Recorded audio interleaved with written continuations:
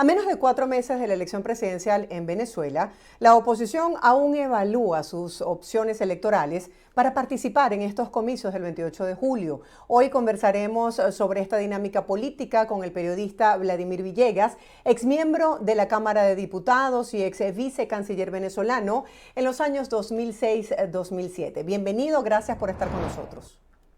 Hola, buenos días. Gracias por la invitación. ¿Cómo estás? ¿Cómo te va? Muy bien, gracias por compartir tu visión como periodista justamente en un momento cumbre para nuestro país. En Venezuela pues ya estamos a 109 días del 28 de julio, día de la elección presidencial. Has dicho que el triunfo de Nicolás Maduro descansa en la división de la oposición. En este sentido, Vladimir, ¿qué podría hacer la oposición para enfrentar a Maduro cuando no han permitido ni la inscripción de María Corina Machado ni tampoco de Corina Lloris? ¿Cuál sería en todo caso ese candidato viable? Bueno, mira, es un tema de las posibilidades. En muchos momentos se dice que una candidatura presidencial en medio de un gobierno autoritario como el que tenemos en Venezuela es toda una odisea. Inscribir una candidatura que pueda ser competitiva, que pueda unificar, que pueda ser aceptada por quienes toman las decisiones, evidentemente no es una tarea sencilla. Y esto se ha demostrado a lo largo de estos días.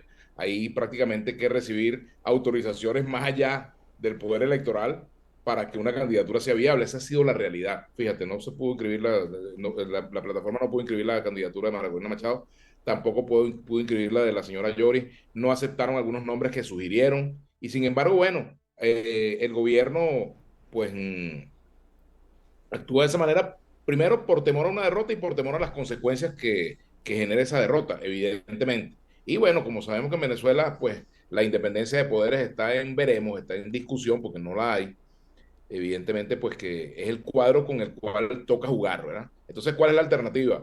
Me pregunto yo. Abstenerse, decir, no, no participamos y cometer los mismos errores del pasado, no se reconocen las elecciones, se realizan las elecciones y el gobierno gana tranquilamente, o jugar con las cartas que tocaron, es lo que yo pregunto. Entonces, allí entra mucho el tema del pragmatismo político y hay una discusión entre lo que debe ser y lo que se puede hacer. Entonces, dejar sin opción a los venezolanos frente al gobierno. A lo mejor muchos de los venezolanos que votaron por María Corina quieren votar por ella en la elección, pero ¿cómo hacen si no se puede? Y entonces, ¿cuál es el camino? Que la oposición haga lo que el gobierno quiere, que es que se abstenga, que no presente candidato o que presente una candidatura que sea simbólica, que no sea competitiva. Es decir, esos son los dilemas que la plataforma tiene al día de hoy.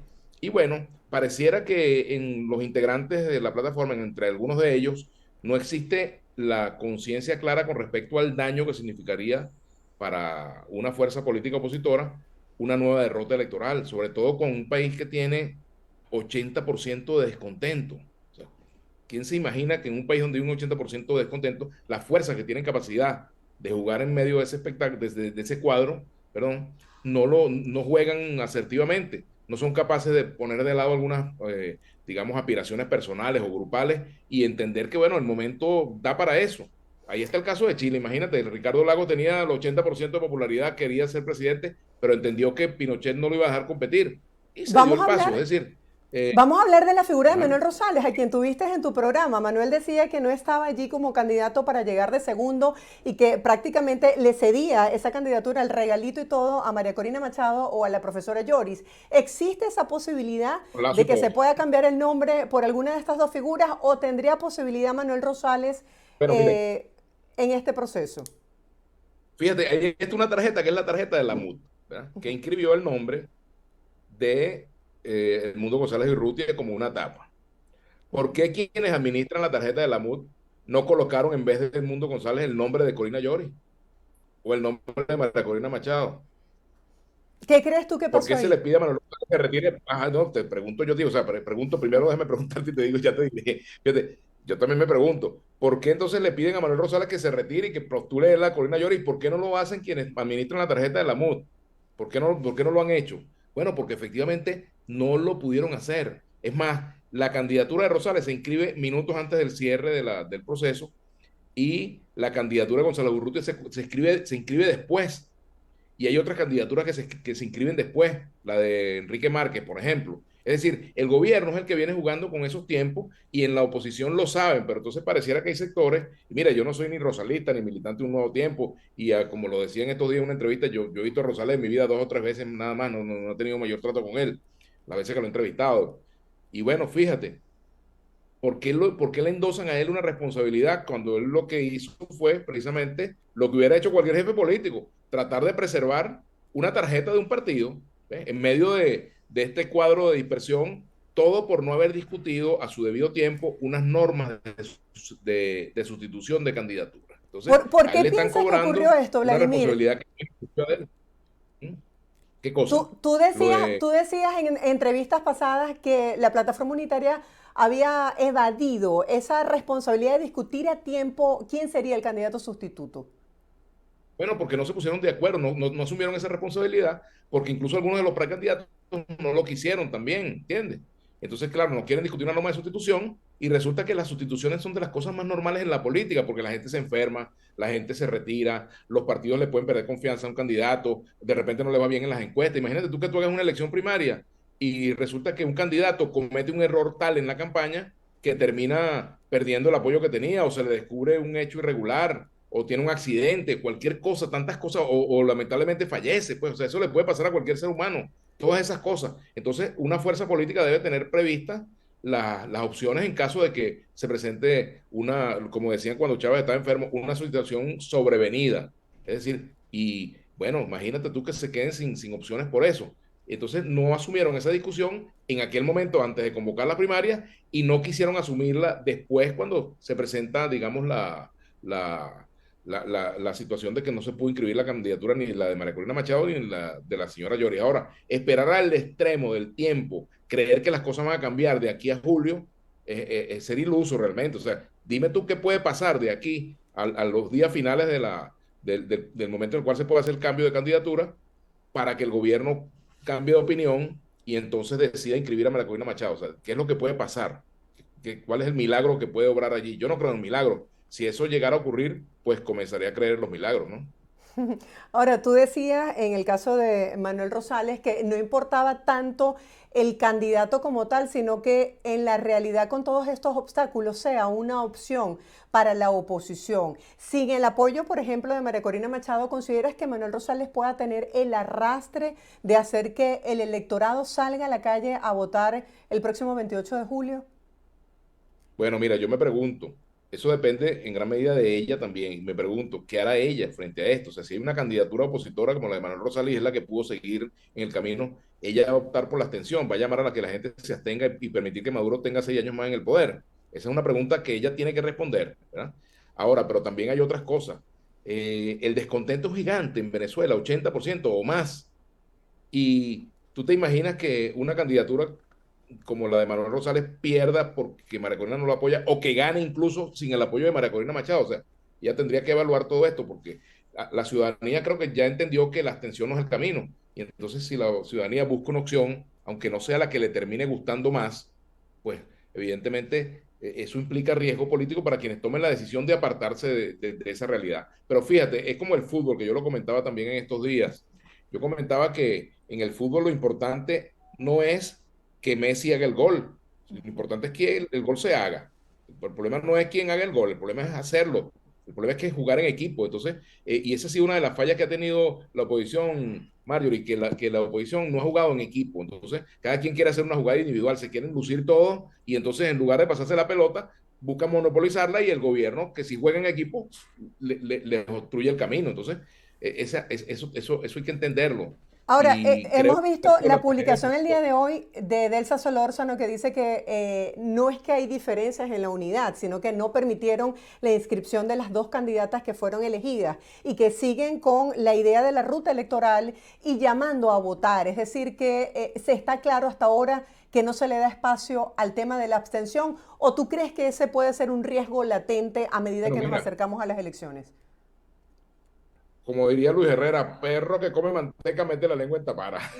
Ya hemos visto ese, y eso es un riesgo que está allí, porque hay un sector opositor que tiene una tendencia natural a buscar caminos alternos, caminos verdes para acceder al poder, y entonces son los mismos promotores del vete ya, los promotores de la salida, promotores de opciones que terminaron fortaleciendo al gobierno, la operación Gedeón, ese tipo de cosas, que yo espero que en la oposición se hayan ya librado de esa fantasía, ¿verdad? Pero si tú, frente a esta realidad, no actúas, ¿qué camino le estás dejando a la gente?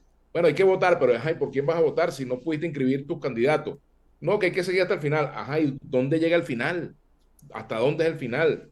Que tiene que ser la señora Yori o la profesora Yori. Bueno, evidentemente María Corina tiene un gran peso en todo esto, pero las realidades son las realidades. Y tú no estás jugando, no estás en Suiza, no estamos en Suiza. No estamos en un país donde hay equilibrio de poderes, donde hay independencia de poderes, donde hay un poder electoral que toma decisiones autónomas, lo sabemos. Veamos la composición del CNE, quiénes están allí, quién encabeza el CNE. Es decir, esa es una realidad que está allí. Ahora, porque no sea mi candidato o mi candidata, pues entonces vamos a dejar sin opción al país, pregunto yo, como elector incluso. Ahora, ¿tú crees que la plataforma unitaria o María Corina Machado han manejado las cosas diferentes al año 2018 o qué se está dejando de hacer en este momento? Mira, está ocurriendo con Manuel Rosales lo mismo que ocurrió con Henry Falcón. Aquí la abstención fue la que produjo el triunfo de Maduro en el año 2018. Y los factores opositores, porque no se pusieron de acuerdo entre ellos para presentar una candidatura, o la de Henry Ramos, o cualquiera otra candidatura, ellos no se pusieron de acuerdo. Cuando se presenta una opción que es la de Henry Falcón, entonces comienzan a tirotearlo, comienzan a descalificarlo, a decir que es un instrumento del gobierno, a decirle a la gente que no vote. Bueno, y el gobierno hace fiesta. El gobierno hace fiesta cuando esto ocurre. Eso es musiquita para los oídos del gobierno. Y entonces, en lugar de empoderarse de esa candidatura, acompañarla, promoverla para que pudiera ser una opción viable frente a Maduro, pues lo que hicieron fue bloquearla, obstruirla, golpearla, descalificarla. Entonces, veo que con Manuel Rosales está pasando lo mismo, porque los mismos laboratorios que hicieron el trabajo contra Henry Falcón lo están haciendo ahora contra Manuel Rosales. Entonces, yo digo, bueno, hay que tener vocación suicida para hacer eso, o es que el gobierno conoce la naturaleza de muchos de estos laboratorios y les da alimento y termina complementando el trabajo que ellos hacen. O sea, yo de verdad no entiendo, por eso ayer hacía un comentario en contrapunto sobre esto, manejando un monopatín, y yo digo, mira, es más difícil comprender lo que pasa en la oposición que manejar este monopatín. ¿Por qué? Porque una opción que tiene clara la victoria, porque si se ponen de acuerdo, son capaces de derrotar al gobierno con el descontento que hay y no se ponen de acuerdo por cosas, por minucias, digamos, de último momento, me parece que es una tontería, cuando lo importante más que una figura es la derrota del gobierno, jugar en equipo, presentar una opción ganadora. El problema es que ya hemos visto esa historia varias veces y a lo mejor en el 2030 estaremos viendo el mismo escenario. Y fíjate, por ejemplo, que en la plataforma, ahí para Manuel Rosales hay un sector que quiere apoyarlo, pero hay otro sector que va a hacer lo que María Corina diga, tres partidos que el partido de DELS, el partido de, perdón, el partido Proyecto Venezuela, la Causa R y Voluntad Popular, harían lo que María Corina ordene que haga o la línea que ella siga. En el medio está COPEI, también está Convergencia, el partido de DELS, bueno, en esa situación. Y el resto, bueno, primero Justicia no toma la decisión hasta que los demás no la tomen, pero ADESI apoyaría a Rosales, el movimiento por Venezuela también y un nuevo tiempo. Entonces, están como tres toletes la plataforma sin tomar decisiones y esperando no sé a qué momento. No sé qué es lo que se están esperando para tomar una determinación concreta con respecto a cuál va a ser la candidatura. Pero Ahora, ese es lo... veíamos en la opinión de algunos analistas políticos e incluso de periodistas que decían que por qué no se habían tomado las decisiones en el momento preciso, lo que tú señalabas de buscar un candidato sustituto o de montarse en un plan B, pero bajo las condiciones actuales en Venezuela, porque también vi ese video del monopatín y leí los comentarios de la gente que decía, es que nosotros estamos claros con quién queremos, por quién queremos votar, quién es esa candidata que no le han permitido la opción de estar allí en ese tarjetón electoral. Mi pregunta ¿es en Venezuela viable tener una estrategia política?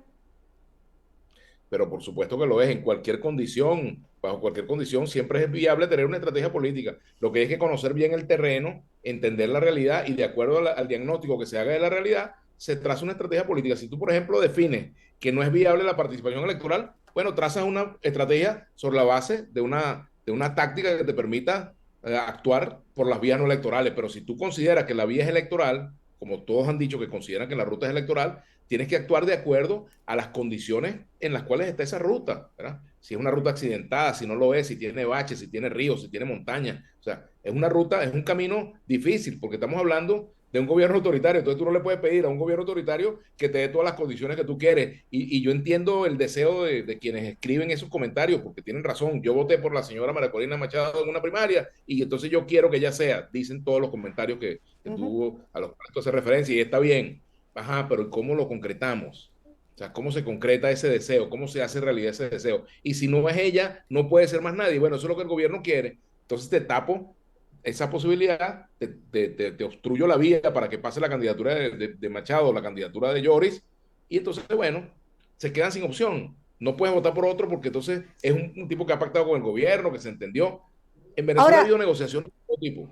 lo Y, decía y, Manuel y Rosales en tu programa, que lo criticaban mucho porque se le asociaba al gobierno y decía que los presos políticos que han salido han tenido que negociar con el gobierno y que él como pero por gobernador del supuesto, Zulia se ha visto en la necesidad de negociar con el gobierno. ¿No generó suspicacia el hecho de que él sí pudiese inscribir su candidatura y no ocurriera lo mismo con el caso de la profesora Lloris? ajá, y si hubiesen inscrito la candidatura de la profesora Lloris, estarían diciendo que ella negoció con el gobierno para que la dejaran inscribir, no estarían los mismos diciendo la misma situación. Es decir, el argumento Bueno, es es igual. que fue Ahora, eso es distinto lo que te porque ella decía. fue la candidata elegida por María Corina Machado. Bueno, pero fíjate tú, ¿cuál es el problema? Que el gobierno no quiere ninguna candidatura asociada a María Corina Machado. Esa es una realidad. O sea, Y eso es todo lo que le cuesta, democrático, esas yo son digo, condiciones libres y justas. pero O sea, evidentemente que no lo está es. escogiendo Pero al claro que no lo candidato de la es. oposición, ¿quién entonces? Pero fíjate tú, claro que no son condiciones democráticas, y eso lo tengo yo claro hace tiempo, evidentemente que no lo son. Ahora estamos jugando en ese escenario. Si frente a ese escenario donde no hay condiciones democráticas, la opción es retirarse, entonces voto tierrita y no juego más, se acabó. Entonces no se puede presentar, no se puede pensar en otra opción. ¿Por qué no se puede pensar en otra opción? Imagínate que los chilenos se hubiesen empeñado en que fuese Ricardo Lagos en aquel momento. Pinochet dice, no les entrego, pues, ¿entiendes? No les entrego. Ahora, si hay una candidatura que es viable, ¿por qué no la dejamos pasar? ¿Por qué no se puede lograr? Y en el caso de la MUD, que tienen la candidatura del Mundo González Urrutia, ¿por qué no hacen una cartica de sustitución? El señor González Urrutia renuncia y entonces, pues la MUD decide cambiar de nombre y pone a Corina Lloris o pone a María Corina Machado. ¿Por qué no lo hacen? Porque Mucha no es gente se viable. Entonces, pregunta, por qué la carga de la prueba? ¿Por qué la carga encima la tiene que llevar Rosales? Hay gente que no le gusta. Yo nunca he votado por Manuel Rosales. Sería, o sea, yo no digo que sería imposible que votar por él. Yo no, bueno, nunca he votado por él. Pero me parece que es un tipo de la oposición. Mira, un tipo que estuvo en el exilio.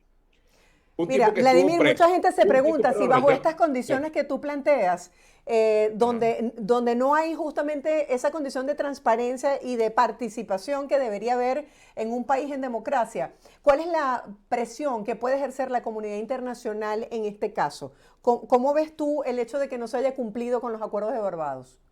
Bueno, mira, evidentemente, pero este no es un problema de la comunidad internacional, este es un problema de los venezolanos. Entonces, claro, por supuesto, la comunidad tiene un rol de acompañar, de, bueno, forzar o ayudar a que haya mecanismos de negociación. Lo que no puede hacer la comunidad internacional, como algunos factores de la comunidad internacional pretendieron, es hacer el trabajo que le corresponde a las fuerzas políticas venezolanas. No pueden estar ni tutelando ni imponiéndoles líneas, ni hacer el trabajo por ellas. Es un trabajo que lo tiene que hacer la dirigencia política opositora, que tiene caminos, claro que tiene caminos, porque mira, hay un escenario electoral ahora. ¿Cuál es la solución? No votar, o sea, porque por todas las preguntas, como las vamos llevando, que tú tienes razón en las preguntas que te hacen, una conclusión puede ser, sí, hay que abstenerse. Y entonces, bueno, ¿cuál es la fuerza de la abstención? Si se ha demostrado que con la abstención lo que ganan son los gobiernos, pero además, fíjate, tampoco en Venezuela hemos visto un clima social de disposición, por ejemplo, a salir a la protesta para exigir que se inscriba tal o cual candidatura. No hemos visto grandes manifestaciones en ese sentido. Hay que Pero, entender esa realidad también. El venezolano está Pero ya va, desmovilizado. también hemos visto el miedo que se ha generado Pero, claro, con respecto a es la parte de la protesta realidad. y la persecución, en qué terminan esas Pero, protestas, en por qué han terminado supuesto, algunos líderes así políticos. es. Y yo no he visto a la oposición, Exacto. por ejemplo, Entonces, llamando a la abstención. Si tú lo sabes, ¿qué sectores de la oposición entonces estarían apostando a la bueno, abstención? mira, ¿qué es lo que yo digo? ¿Qué es lo que yo digo? Que cuando se cierran todos estos caminos, el camino que te va quedando es el camino de la abstención. Y yo comparto lo que dijo Manuel Rosales en el sentido de que ojalá no se ocurra esa vía nuevamente, porque ya en el pasado la vimos. Fíjate tú, en el 2018, quienes llamaron la atención se quejaban de que no había condiciones electorales. Y si tú te pones a comparar las condiciones del 2018 con las condiciones de hoy, peores condiciones en el 2018 y sin embargo dejaron pasar esa oportunidad y hoy estamos en peores condiciones que en el 2018 y bueno, insistiendo en la ruta electoral que es el camino que yo creo que nunca se debió abandonar. Entonces, ¿cuál es el alerta? Bueno, la alerta es que tú tienes una población que se está desencantando también, está viendo el espectáculo que está dando la dirigencia opositora, que no es capaz de encontrar una solución y bueno, va a terminar, digamos, desmovilizada incluso desde el punto de vista del voto si no hay una alternativa. Ahora, fíjate, la gente mostró en las primarias que quiere votar. Tú los convocas a una manifestación y no van por todos esos factores que tú señalas, porque la gente entendió la fuerza del voto y esa fuerza del voto tiene que aprovecharse en una circunstancia como esta tan difícil. ¿Te imaginas que el equipo de la selección argentina dice, no, si el gol no lo patea Messi no vamos a jugar? Bueno, yo creo que Perdóname, está ningún claro, equipo juega así, no sé qué piensas ¿entiendes? tú, pero veo Y que es el una problema lección es aprendida que el hecho de... pareciera que en la oposición, ajá, Sí, perdón, disculpa, es que tenemos alguna no te capté. interrupción con el sonido. Creo que es una lección aprendida del Sí, 2018 de que no existe opción para la abstención. No sé qué piensas tú. yo espero que sí, por lo menos la ciudadanía lo ha entendido, ¿verdad? Pero quienes tienen el mayor poder de convocatoria deben ser muy claros en eso, en cuanto a que no se caiga en el terreno de la abstención, es decir, dejar sin opción a los ciudadanos. Los ciudadanos merecen tener una opción, pero lo que tú no puedes hacer, si todos son un mismo equipo, si tú tienes un partido del cual necesita su tarjeta, como es el Nuevo Tiempo, lo que tú no puedes es comenzar a decir que el Nuevo Tiempo se vendió, que lo compró el gobierno, que trabaja con el gobierno, porque entonces estás haciéndole daño a un equipo que forma parte de tu propia plataforma. Entonces, imagínate, ¿quién juega así? ¿Quién Tú se ves al están gobierno prestando para peleándose entre eso? ellos. No. Bueno, mira, lee los comentarios, todo lo que se ha dicho, partidos, líderes que han hablado, que han incluso insinuado que están negociando con el gobierno, que no generan confianza. Todo eso son cosas que dentro de ellos se dicen, pues, y los vemos en la prensa. Yo no me voy a poner a personalizar porque eso está ahí, está registrado. Sí, entiendo, la gente rechaza esos comentarios de divide y vencerás, porque creo que la gente lo tiene muy claro en Venezuela. Vamos a hablar tú que estás en Venezuela y que tienes esa percepción de primera mano. ¿Cómo has visto el proceso para inscripción y actualización de datos en el registro electoral? Bueno, mira, muy lento, porque el gobierno juega también con eso. El gobierno no va a facilitar que haya una inscripción masiva en el registro electoral. Eso debería ser una campaña permanente. ¿Cuánto ha hecho el CNE desde que está instalada la actual directiva al menos para promover el voto? ¿Cuánto se ha gastado, digamos, en una campaña para promover, para facilitar? ¿Cómo es eso que una persona que vive en San Fernando de Apure, o perdón, que vive en Guasdualito, tiene que ir a San Fernando de Apure a 700 kilómetros a inscribirse? Una persona que está en Machique tiene que viajar a Maracaibo a inscribirse. Es decir, ha habido toda una desmovilización porque el gobierno le teme al voto. Pues yo siempre he dicho que el gobierno le teme más a una cascada de votos que un cañonazo, que una invasión, ¿ves? ¿Entiendes? Ahora, Y porque es el deterioro que tienen en el respaldo popular, ¿no? sí, tú has dicho en tus programas que esto es como una especie de telenovela, que no se sabe lo que va a Sí. pasar y que termina el 28 de julio. ¿Cuáles crees tú que pudiesen ser los capítulos que estaríamos próximos a vivir en nuestro país en los próximos días? Los libretistas de esta novela, Marjorie, son los dirigentes de la oposición venezolana. Ellos son los que van a decidir cuál va a ser el contenido de ese capítulo, ¿verdad? Si deciden que la protagonista quede con el protagonista, si deciden que la protagonista se vaya con otro, o si deciden que la protagonista muera. Yo puedo hacer mil libretos, pero yo no soy el libretista de esa historia. Quienes tienen que inscribir esos capítulos son precisamente los dirigentes de la oposición, ¿verdad? Y tienen esa responsabilidad. Ahora, si cada uno se pone a escribir su propio capítulo, pues veremos varios finales de Ahora, telenovela. y Y al no final, crees el que, por gobierno ejemplo, el se toca con la oficialismo es suya. como el operador de máster que corta y sale la señal al aire de esa novela de lo que el oficialismo quiere? Lo sabemos, pero al final la tarea es esa, vencer todas esas dificultades. De eso se trata. Si una dirigencia se va a autoderrotar porque las condiciones son muy difíciles, pues entonces mejor que se meta a hacer otra cosa, ¿no? Ahora, ¿tú crees que esto va a tener un efecto negativo en la intención de voto del electorado o por el contrario, piensas que de pronto son tantos los obstáculos que la gente lo tiene claro y va a salir ese día, aún y con todas las situaciones en contra, va a salir decididamente a votar? Depende de la actitud que tengan los grandes convocantes, los liderazgos que tienen más apoyo. Esos liderazgos son claves a la hora de decidir qué debe hacer la ciudadanía, de proponerle una solución a la ciudadanía con respecto a esto. Pero resulta que los liderazgos son, como lo he dicho yo, como una panela de hielo a las 12 del día en la vereda del lago. Se derriten si tú no actúas rápidamente, si no lo administras bien. O sea, las personas que hoy tienen un gran apoyo, mañana podrían no tenerlo si se equivocan en las decisiones o si dejan de tomar decisiones. Todo eso puede pasar. Esa película la hemos visto ya en otros momentos aquí en Venezuela. Bajo este contexto, Vladimir, esta ley contra el fascismo en un ambiente electoral, justamente, ¿en qué se traduce? ¿Qué significa? ¿Cuál es el mensaje para el ciudadano? Es un mensaje de insuflar, de inyectarle miedo a la población. Es una ley, bueno, que es hija de la ley contra el odio, ¿verdad? Es una ley que promueve la discriminación política, que promueve la criminalización de las ideas, que tiene un alto contenido de censura, porque en varios de sus capítulos se mencionan los contenidos en medios y redes sociales. O sea, el gobierno pretende controlar la información más de lo que la tiene en Venezuela, pretende controlar la crítica aún más de lo que la tiene en Venezuela y pretende, pues, estigmatizar como fascistas comportamientos que muchos de ellos son incluso asumidos por gente del propio gobierno. Es decir, aquí hay expresiones de odio, aquí hay expresiones de discriminación, aquí ha habido actuaciones como por ejemplo la del gobernador de Trujillo, que amenazó que si María Corina Machado iba al estado Trujillo le iba a ¿verdad? Bueno, y él nunca lo juzgaron por odio y seguramente lo repite y no lo van a juzgar por la ley antifascista. O sea, son leyes hechas para el odio del opositor, para el Ahora, fascismo Vladimir, del opositor, ¿tú no para el piensas que fascismo esta de ley en lo el que ellos fondo consideren que es termina fascismo, afectando pero al cuando ellos tienen que... oficialismo? ¿Perdón? ¿Tú no crees que esta ley puede terminar afectando al oficialismo? Porque la gente está muy clara en lo que significa esto. Sí, claro, el problema es, pero puede que termine afectándolo en cuanto a su ponderación social, en cuanto a que la gente se indigne más con el gobierno, pero como instrumento represivo es un peligro, es una amenaza.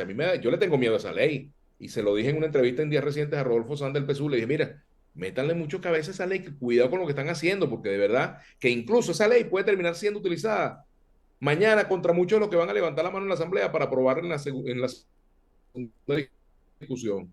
¿Eh? O por muchos de los que ya levantaron la mano, incluso gente de la oposición, mañana les pueden aplicar esa ley. Es decir, es como el caso de Vladimiro Montesinos, que construyó una cárcel en Perú por órdenes de Fujimori, y luego los dos terminaron metidos ahí, en una cárcel de máxima seguridad, donde metieron al tipo de Sendero Luminoso. Es decir, esa ley en el futuro pueden terminar utilizándola para fregar a quienes la promovieron. Hemos visto muchos ejemplos en el mundo de eso. Vladimir, ya para finalizar, porque se nos acaba el tiempo y sabemos que tienes compromisos, me gustaría que hablaras acerca de los desafíos que debe afrontar la oposición en los días próximos de acuerdo a este compactado cronograma electoral. Y el gobierno también. Y además quisiera conocer tu Para mí, opinión aprovechando. ¿Qué significa en este momento la detención de Tarek El Aissami? bueno, fíjate, con respecto a los desafíos de la oposición, el desafío es mantener o construir una verdadera unidad de cara a las elecciones. Y eso no se ha hecho todo este tiempo, pero bueno, es tarde, pero es como estudiar la noche anterior al examen. Algo se te pegará, ¿entiendes? Pero has debido estudiar todo el año. Es decir, esa tarea debió hacerse bien y no se hizo bien. Pero bueno, el tiempo que queda es tiempo que corre a favor de eso y en contra de, a medida que pasa el tiempo, se hace más difícil, pero tienes que hacer esa tarea, presentar una alternativa, porque de lo contrario, pues vas a ser corresponsable de nuevo del triunfo de Maduro. Y con respecto al caso de Tarek El Aissami, bueno, a mí me parece eso que dijo el fiscal, de que la gente se meta por donde le quepa las preguntas que se hacían con respecto a Tarek El Aissami, pues que acaso la ciudadanía no tenía derecho a preguntar dónde estuvo todo este tiempo. Y yo pregunto, ¿dónde lo detuvieron? ¿Fue en su casa? ¿Fue en alguna instalación militar, como se decía? El hombre estaba protegido, estaba escondido, estaba detenido. ¿Dónde estaba? ¿Por qué no se clarificó? ¿Por qué esperaron un año para detenerlo? ¿Por qué sí fueron detenidos algunos de sus colaboradores y él no fue detenido en aquel momento? ¿Será? Me pregunto yo, y a lo mejor me voy a tener que meter mi opinión por donde me quepa, si es que me cabe. ¿Será entonces que el gobierno aprovechó este momento, guardó esa cartica durante todo este tiempo para sacarla en medio de una campaña electoral y así mostrarse como que están luchando realmente contra la corrupción? Me pregunto yo. Ahora, recordemos que yo entrevisté hace un año, precisamente en abril, a un muchacho llamado Alfredo Chirinos, uno de los trabajadores de PDVSA, de los jefes de PDVSA, chavista, que fue acusado de traición a la patria y de supuestamente pasar la información a Estados Unidos, porque él denunció la corrupción de Tarek El Aizami y de su grupo allá en PDVSA, y denunció actos de corrupción que estaban ocurriendo en PDVSA, y el propio fiscal lo catalogó de traidor a la patria, etcétera, etcétera. Y ahí está esa entrevista, yo les recomiendo que la vean, fue en Vladimir la Carta. Es más, estoy pendiente de revisarla nuevamente para sacar algunos extractos, porque esos muchachos, él y Arjani, que era otro, Arjani Torrealba, Alfredo Chirino y Arjani Torrealba, esos muchachos hicieron una denuncia y fueron a las instancias regulares de PDVSA creyendo en la revolución, en que había una voluntad real de lucha contra la corrupción y terminaron siendo acusados de espías, ¿ves? Por ese mismo grupito que controlaba PDVSA. Entonces, ¿qué pasa con ellos? ¿Qué pasa con muchos trabajadores de PDVSA? Incluso algunos de ellos están detenidos que han denunciado la corrupción y han sido despedidos, amenazados, estigmatizados. Por ejemplo, Di Giró estuvo preso por denunciar la corrupción en PDVSA. Me imagino que tendrían que sacarse el perdón de donde lo tienen guardado y ofrecérselos a quienes han sido víctimas de todas estas medidas represivas por denunciar la corrupción. Vladimir, una última pregunta. ¿Quién tiene miedo en este momento de perder, el oficialismo o la oposición? Bueno, la oposición no es que tiene miedo de perder porque ya está cansada de perder, ¿verdad? Lo que pasa es que el gobierno sabe lo que significa salir del poder, entonces sus costos de salida son muy altos porque no han negociado el día después. Eso no lo han negociado ni gobierno ni oposición. Han negociado qué va a pasar con el gobierno si pierde las elecciones al día siguiente y qué le va a pasar a la oposición al día siguiente si pierde las elecciones. El diálogo no ha sido fructífero porque ese tema, entre otras cosas, no se ha dilucidado, ¿no? Y es uno de los temores que ellos tienen. Entonces, por eso decía Rosales. Sí. Bueno, yo decía Rosales y me llamó la atención que lo decía en la entrevista que yo le hice. Bueno, imagínate tú que yo voy a competir con un tipo que me dice que si te gano la elección te voy a colgar el poste de la luz. Bueno, ¿cómo yo lo voy a dejar competir en esas condiciones? Es decir, hay cosas que están entrabadas porque no ha habido un proceso de negociación. Y bueno, cuando hay países amigos que tratan de hacer observaciones y los mandan a meterse por donde les quepa la opinión, pues evidentemente te revela el estado de desesperación que tienen frente a un cuadro en el cual hasta la comunidad internacional amigable con ellos se está dando cuenta de que están actuando de forma antidemocrática. Entonces, ese es el drama que tenemos en Venezuela. Vladimir, gracias por tu tiempo y por compartir tu visión como periodista Gracias, sobre estos hechos que son Vale. noticias y que están en desarrollo. Seguiremos conversando más Así es. adelante. Feliz día. Gracias, muy amable. Gracias por la entrevista. Gracias a ti. Chévere. Saludos, un abrazo. Espero que no te caigas en el monopatín. Feliz día. Oye, vale, estoy practicando, ¿viste? Chao, un abrazo. Un abrazo. Era Vladimir Villegas, periodista venezolano, hablando el día de hoy sobre estos temas que están en el tapete, muchas preguntas sin respuestas a estas alturas cuando quedan 4 meses para las elecciones presidenciales en el país, el próximo 28 de julio.